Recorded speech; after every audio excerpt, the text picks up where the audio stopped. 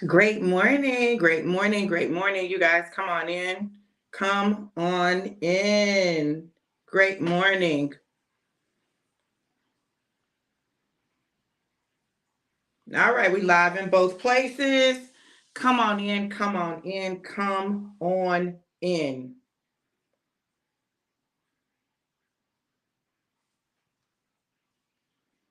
Let me go ahead and share. And I'm asking you guys to share as well.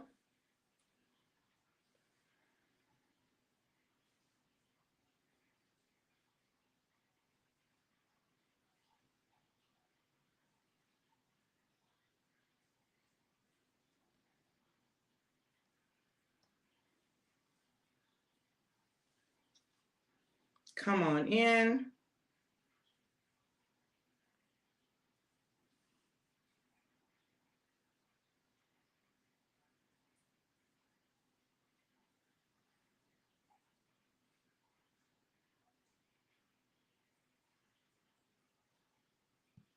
Lord. Great morning, April. You see my hair all out, girl. This stuff has grown so much. Jesus. It's grown a lot. Hey, Jackie. Good to see you, beautiful. Welcome, you guys. Welcome, welcome, welcome. Welcome, welcome. Y'all let me share. I'm trying to share. Let me share.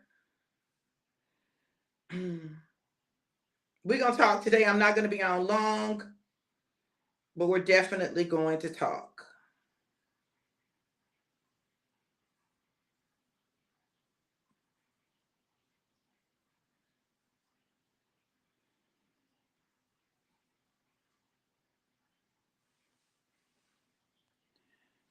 All right, y'all. Before we get started, y'all, with today's word, we're going to take our shot. Y'all shot ready? Some of y'all are probably already taking your shot because I'm coming on way late, okay? Listen, here we go. This is a live superfood, super amazing, assists with so many aspects of your well-being, your overall total health, your energy, clarity, focus, mood, your helps with your libido, levels out, helps to balance out your blood sugar, may help with your metabolism, get your metabolism revved up, okay? So many amazing things. Y'all ready? Here we go. Shot, shot, shot, shot, shot, shot, shot, shot, shot, shot, shot, shot, shot, shot, shot, shot. Everybody shake, shake, shake. Shake the devil off. Shake, shake, shake. Shake the devil out. ABC. It's easy as 1, 2, 3. I'm telling you, do, re, mi, ABC. 1, 2, 3. Alive, you and me. Mwah, mwah, mwah, mwah, mwah. Here we go, y'all. Let's go.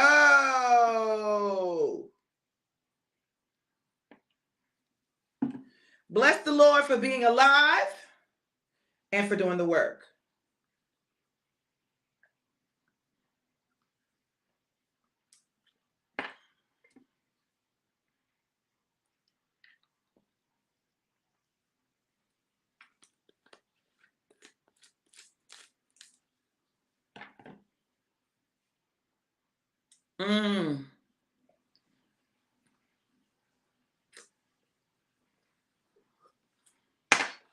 All right, y'all.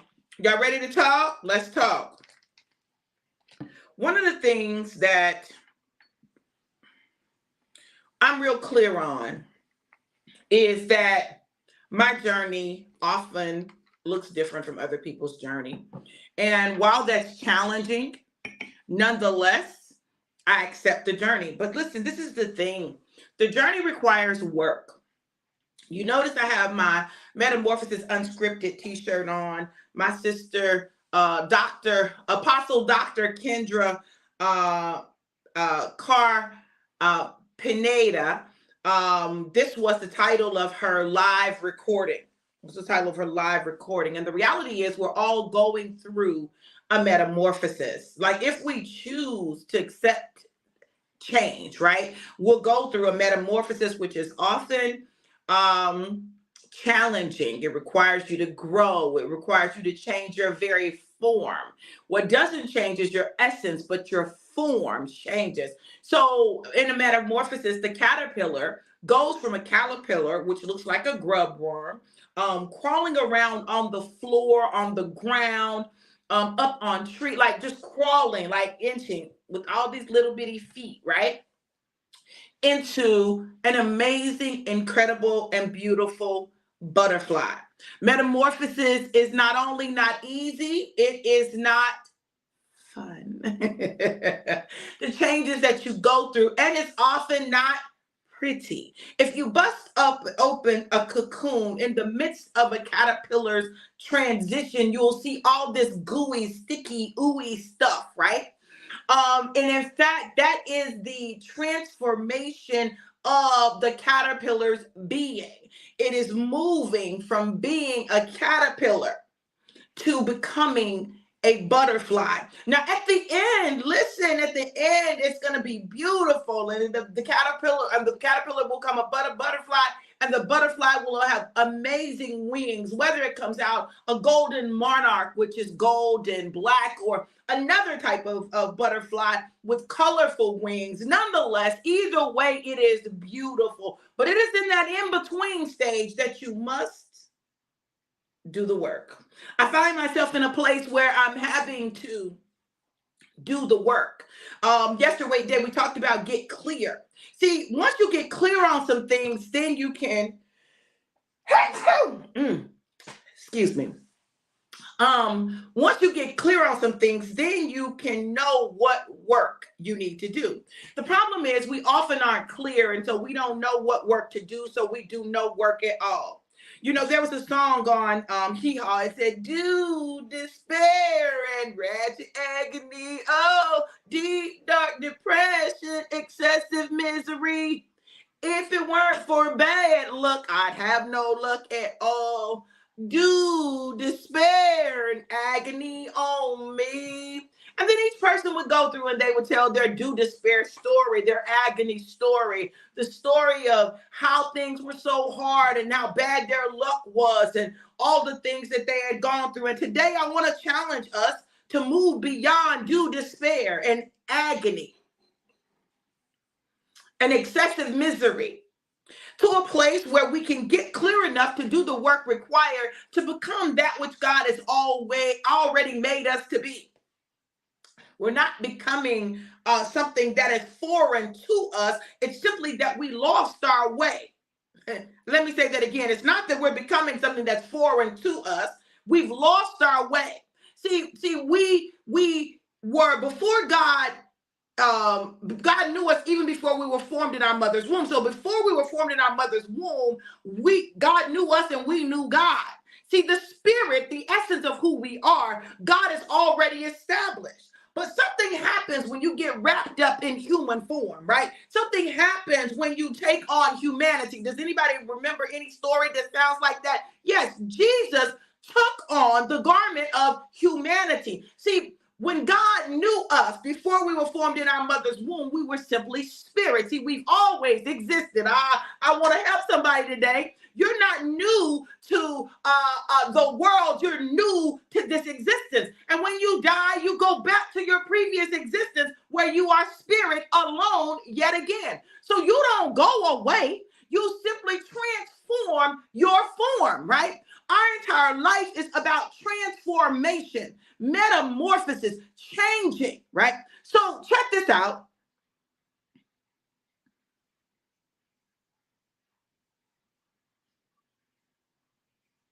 I find myself in a place where though I've done work,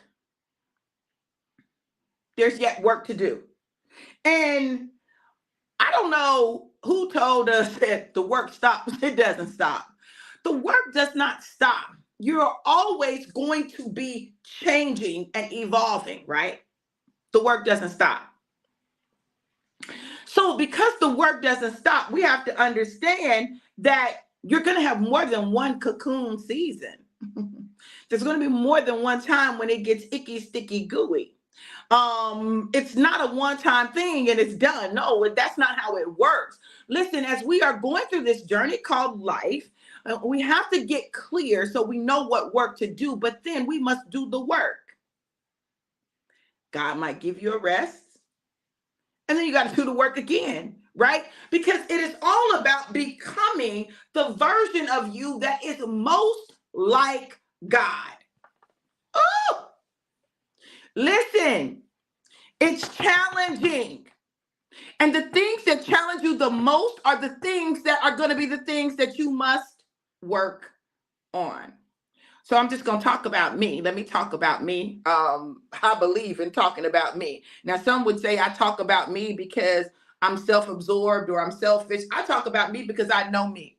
And see, I can talk about me without me getting offended. Other people might get offended if I talk about them. So let me talk about me. I'm going to talk about me. Now, listen, one of the challenges that I have with talking about me is I'm good at talking about what's going on with me. I'm talking about talking about what my challenges are. See, the problem becomes when I deal with other people and now they know all my stuff, right? But they can't see their stuff. So let me talk about me. All right. So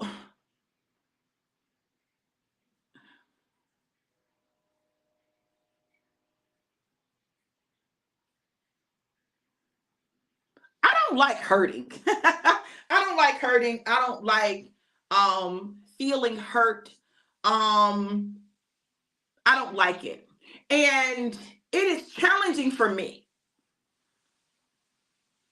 when I am hurt.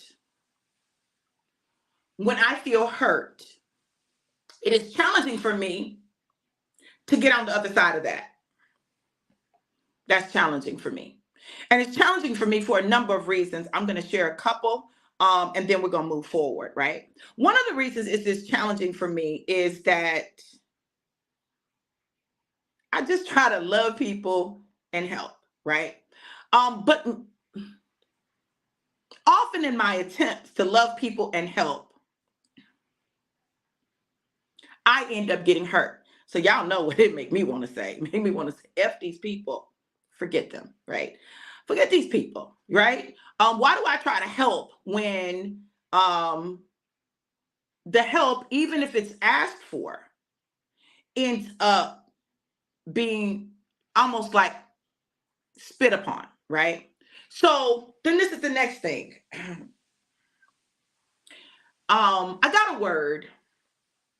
The word dealt with this month to make sure I don't volunteer. Don't volunteer. Wait for the invitation. Okay.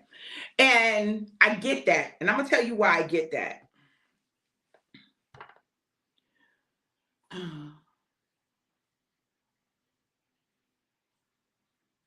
When you volunteer, you can't be mad at somebody for how they receive or don't receive what you volunteered because they didn't ask for it. You understand what I'm saying?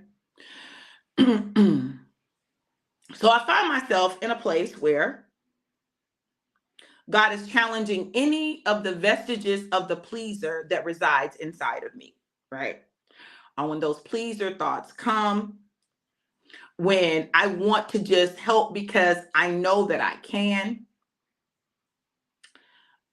but I wasn't asked to. That's the key. You weren't asked to help. And I think that's the thing probably the most about the pleaser, right? That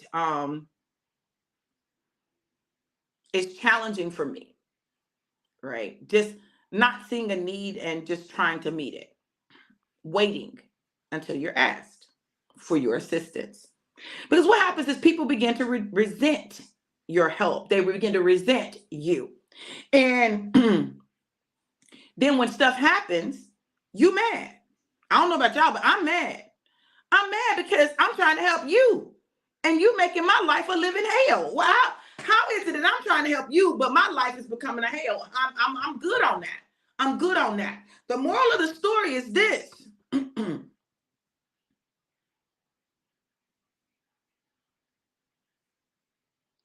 you got to stop being so quick to jump in and wait for the invitation. Now, I'm talking about me, y'all. I'm not talking about y'all. I'm talking about me.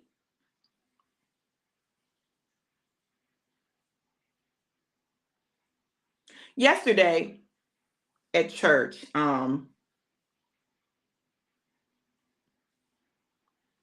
Elder Bishop Matt Mitchell was preaching a message, and the message really dealt with what is the King Uzziah in your life? What is the thing that you've made bigger than God? It was a great word. Excellent exegetion of the text for the Bible scholars, but also incredible, practical, and very timely, right? And I sat there and I said, God, what is my King Uzziah? And I did something that I'm hesitant to do anymore. And let's go to the altar. Let's go to the altar. But I went to the altar because I felt prompted by the Spirit of God to go. I went to the altar and he began to, first of all, I couldn't look at him because I felt like if I looked at him, I was going to cry, and I wasn't trying to cry.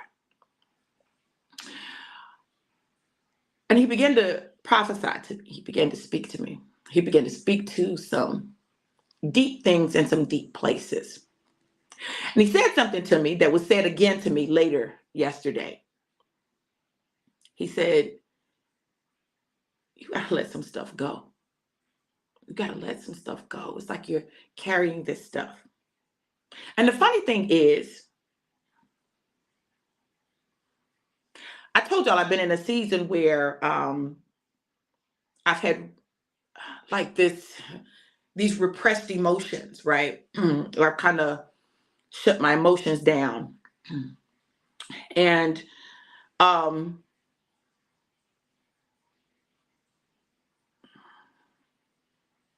kind of gone into my own cocoon, my own personal cocoon, kind of separated from the world, disconnected from people. Even though I was connected to people, still kind of disconnected. And in this cocoon, I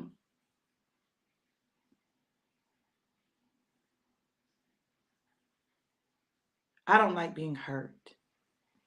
And if I feel like someone or something is going to hurt me, my survival brain kicks in. And my survival brain says, hey, danger, Veronica, danger. Oh, danger. Oh, that's dangerous. That's back up, back up, back up, back up, back up.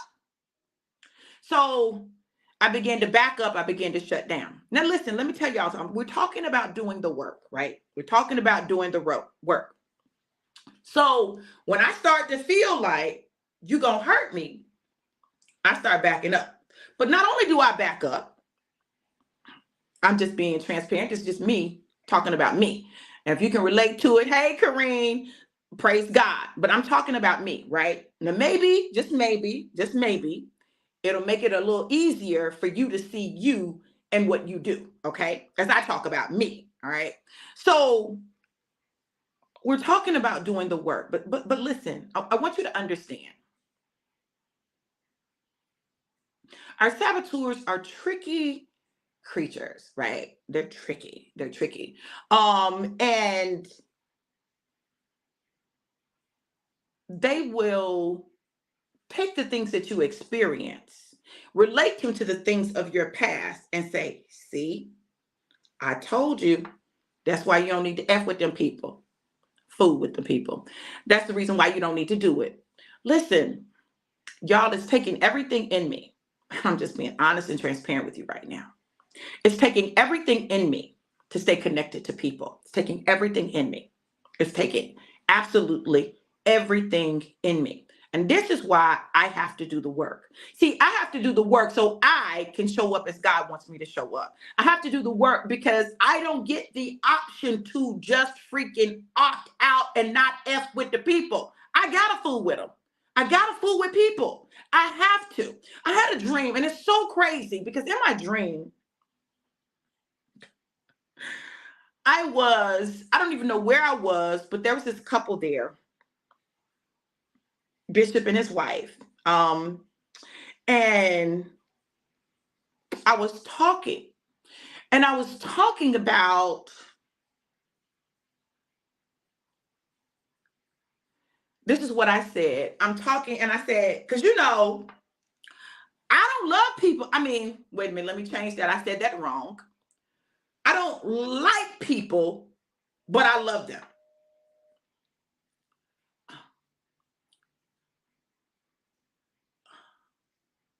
This thing called humanity that we're all wrapped up in may not always be the most likable thing, right?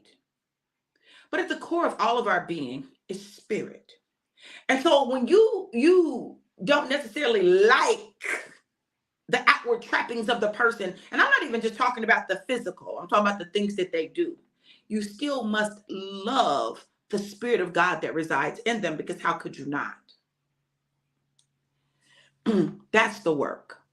The work is learning to see beyond the trappings and the outward of people, what they say, what they do, to love the Spirit of God that resides within them and have grace for the humanity that exists outside of them, the humanity that they're wrapped up in, right? And to do the same for you, right? To do the same for you. And to be honest with yourself in the process, and to simply do the work. Y'all know I like acronyms, so I'm going to give you an acronym for work. I'm going to give you an acronym for work because I want you, as we're going through this journey, to be able to think about this and really understand what God is wanting in the work, right? So when we do the work, let's start with the W.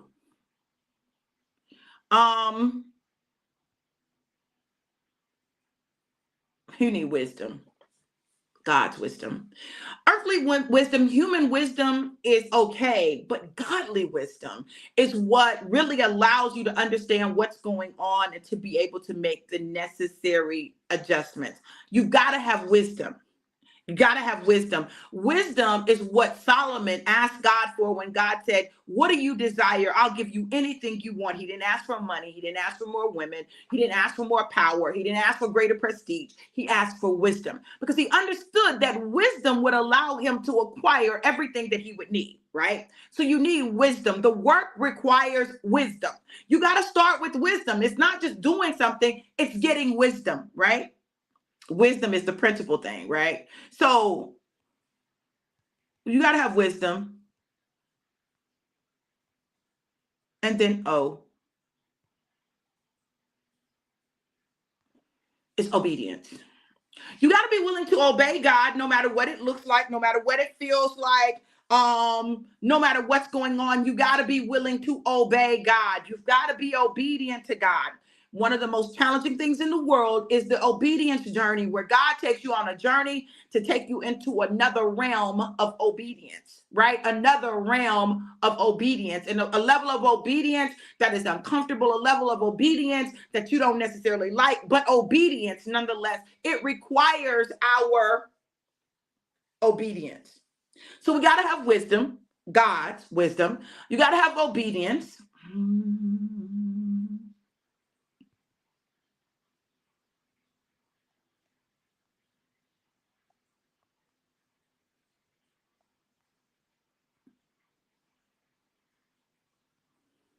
The work requires relationship. It requires relationship. Now, relationship with God, yes, but that's not the only relationship that is required. It also requires relationship with people. I tell people all the time that, your greatest sanctification is going to come in marriage. Marriage forges you. Like you feel like you are thrown into the fire and all of this stuff is steaming, boiling around, and what you got to do is allow the impurities to rise to the top so that they can be removed so that you can become the purest version of yourself. Relationship with friends, relationships in ministry, relationships in business, relationship with children, relationship with parents, relationship with siblings, Relationship is a part of the work. You cannot do the work outside of the context of relationship.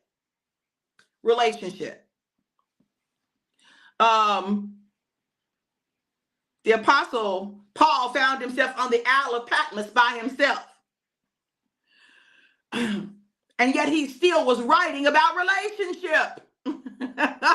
Because you've got to understand that the work requires relationship.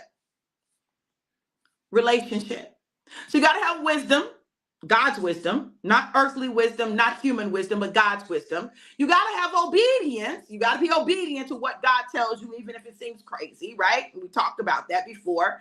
And then you got to have relationship. You got to be willing to be in relationship, which means what? When it comes to these people, you can't say F these people. You can't forget the people, because the people are a key part of what it is that God desires for you to do.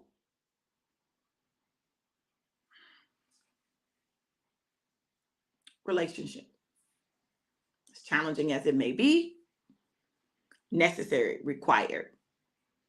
Okay? Wisdom, obedience, relationship. And then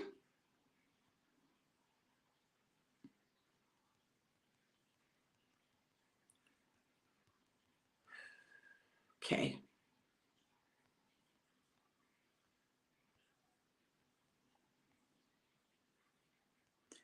Listen, the work requires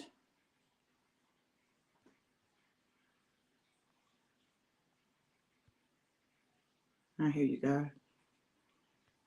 Knowing. Now, I was going to put knowledge, right? I was going to put knowledge. God said that's not what I'm saying. It's knowing.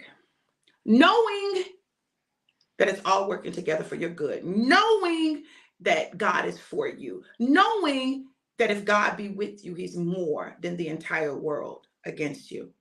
Knowing that you're good, knowing that you're safe, knowing that you're protected, knowing that you're loved. When God talks about relationship, when Jesus talks about relationship, he refers a lot to the husband and the wife, right? And there is a level of knowing that is required in marriage, a level of knowing, right? You got to know each other. You got to know things about each other. But this is the other thing, right?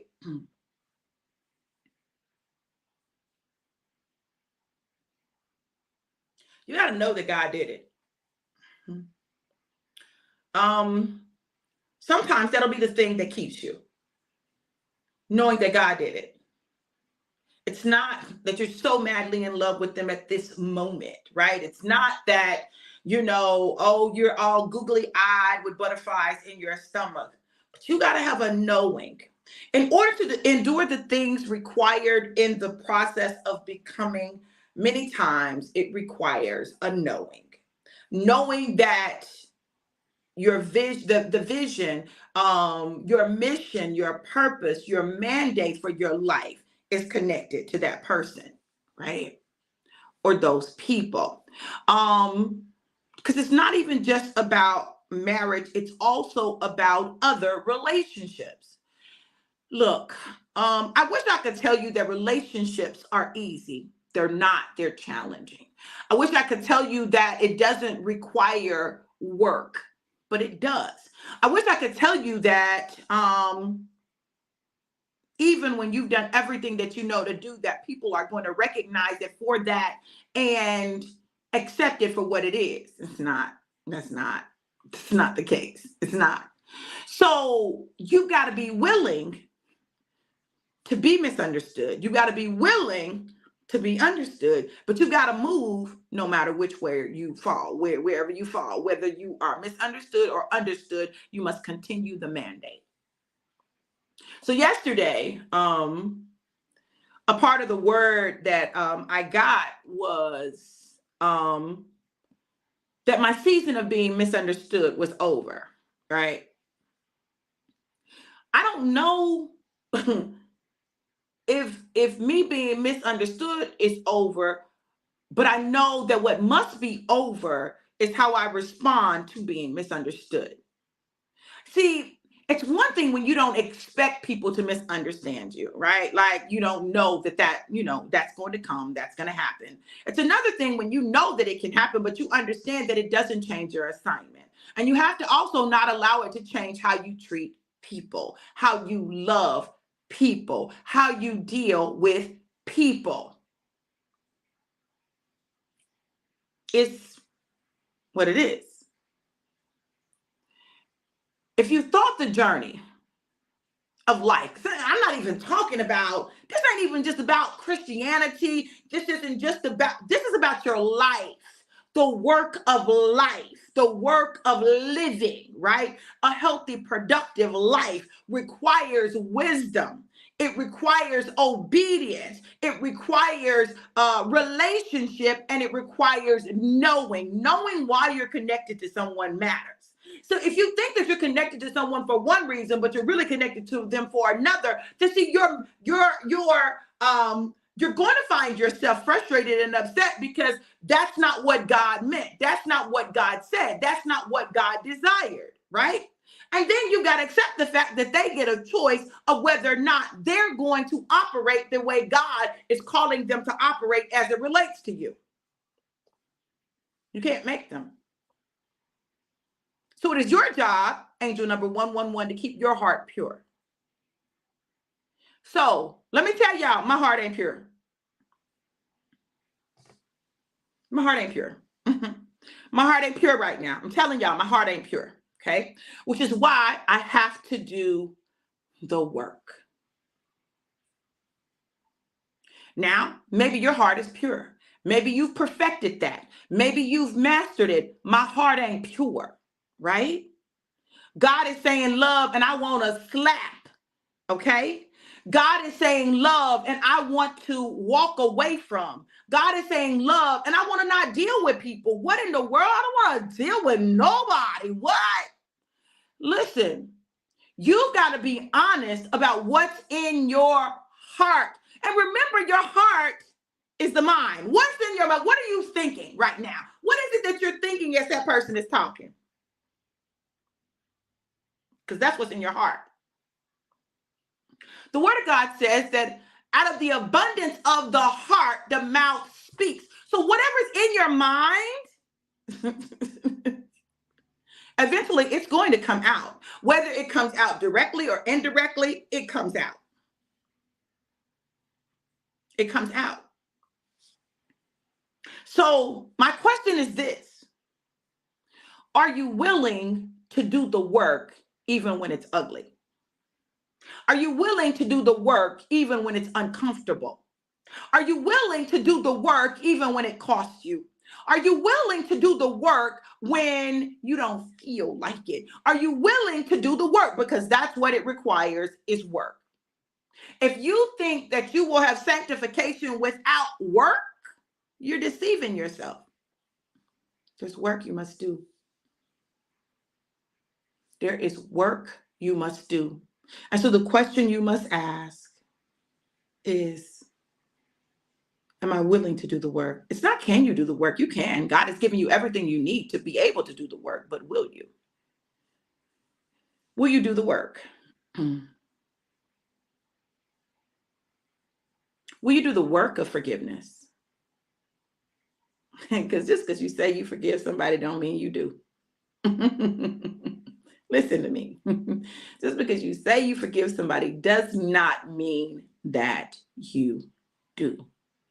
And the one thing that blocks up God's flow is unforgiveness. If you ever want to see blockage in your money, in your relationships, have unforgiveness in your heart.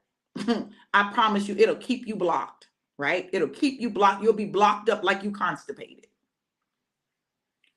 We got to do the work. The work is required. The work is required. It's a requirement. Angel number 111. Let me go ahead and look that up and tell y'all what that is. Y'all know it's a common one. We get it a lot. We get it a lot. We get it a lot. We get it a lot. Is a powerful and spiritually connected number that appears to people who are going to experience big achievements in their lives. It signifies the importance of finding joy and happiness in life by staying true to oneself and following one's own path. It's associated with confidence, motivation, and independence. It means a new journey of self is on the way. It's a symbol of leaving behind a past that should definitely stay in the past and moving forward to a more positive future. What you gonna do? I pray that today this word has blessed you. I pray that my transparency has encouraged you, that you're not the only one that ever feels the way you may have felt in the past or the way you feel now. And also encourages you to stay in your metamorphosis. Yesterday my hair was one way. Today my hair is like this. Tomorrow my hair will be different, right? So the change is coming. So this morning I had a choice. What do I do? Because I'm in the middle or in between hairdos. Do I not go live? Do I put on a scarf? What do I do? Well, I decided that I was going to get on with it like this, right? Because sometimes we need to see the in between. We need to see, the part that's not the cutest. We need to see that, and we need to be okay with people seeing that and knowing that our value is not in whether we've got the hair, do the haircut, the beard trim, the bald head, or what. It's in us being, in us showing up. Maybe sometimes you need to be on the raw side, on the just. And this is yesterday's makeup, by the way. This ain't today's. I didn't do this today. This was from yesterday. But to be able to just show what I woke up like this looks like, right? Because people don't just need to see the pretty fixed up version of you. Today you got the raw Dr. V. You got what's going on the inside, not just what's going on the outside. And all my life, I've been good at not looking like what I go through. All my life, I've been good at that. And I'm in a season where not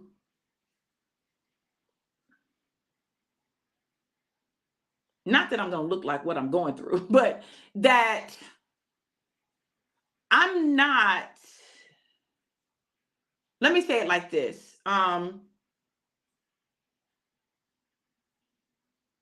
It's a season of exposure. I've told y'all that this is a season of exposure, right? And God is going to even expose those things in us, to us, and to other people.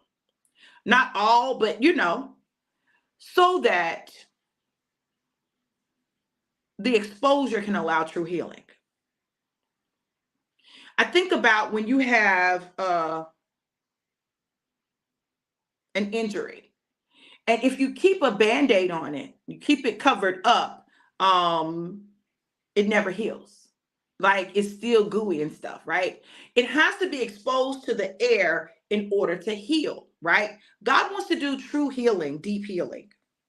And if we're honest, we all have areas where we need healing. We all do. Like you're not alone in that, and when we think that we don't have areas where we need healing, we deceive ourselves.